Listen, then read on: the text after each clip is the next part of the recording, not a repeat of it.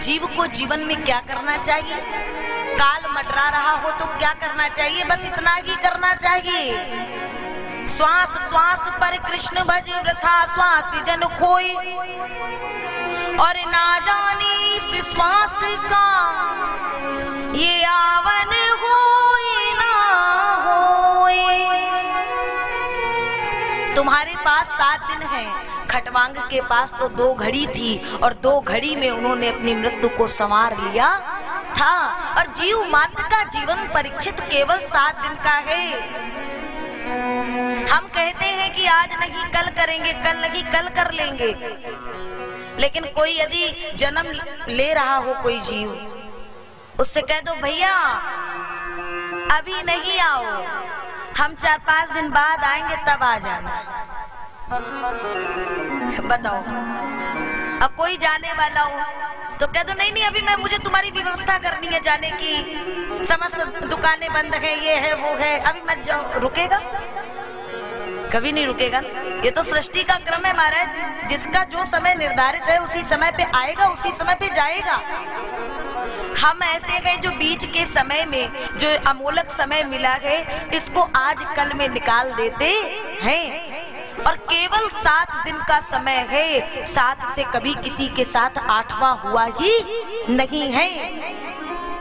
और जब से सृष्टि प्रारंभ हुई है तब से लेकर के आज तक वही नियम चला आ रहा है। इसलिए परीक्षित चिंता ना करो। ये बताओ जरा, भगवान जल्दी किसको मिलते हैं? बोले जिसने उच्च कुल में जन्म लिया हो, जो 3 समय संध्या वंदन इत्यादि करता हो, शायद उसे ही भगवान शीघ्र मिले। बोले नहीं परीक्षित, अगर भगवान को पाना है तो आपको कुछ करना होगा। हमारे आचार्य जी ने कल एक श्लोक बोला था, और वही श्लोक है सुखदेव जी ने जो बताया कि क्या करना होगा। जिता सुनो जित श्वासो जित संगो जितेंद्रिया। आसन को जीतो सबसे पहले कहा, जिता सुनो, और फिर आसन जीतने के बाद जित श्वासो, श्वास को जीतो। जितनी देर कथा में बैठो तो आसन कभी जल्दी बदलना नहीं चाहिए। और अगर किसी को कुछ बाहरी परेशानी हो उसके लिए एक अलग बात है, लेकिन जितना हो सके एक आसन पे बैठ के कथा को श्रवण करो। और फिर श्वास को जीतो हरि नाम लेकर के, और जितेंद्रिया, इंद्रियों को जीतो।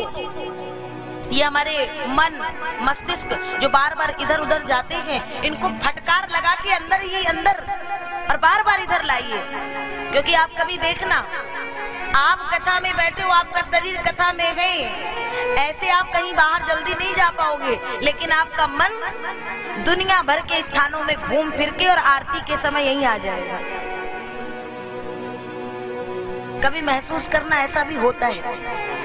इसलिए ये इंद्रियों को जीतना बहुत आवश्यक है। जिता सुनो जित श्वासो जित संगो, संग को जीतो। भजन करने वाले का संग करेंगे तो भक्ति का रंग लगेगा। दुनियादारी करने वाले की संगत करेंगे तो वही दुनियादारी का रंग ही हमें लगेगा। और इतना करने के बाद परीक्षित अपने मन को उस विराट स्वरूप में स्थापित कर दो। भगवान के विराट स्वरूप से ही सब उत्पन्न है परीक्षित। और जब सृष्टि का विलय होता है तो सब जाकर के उसी विराट में समाहित हो जाते हैं।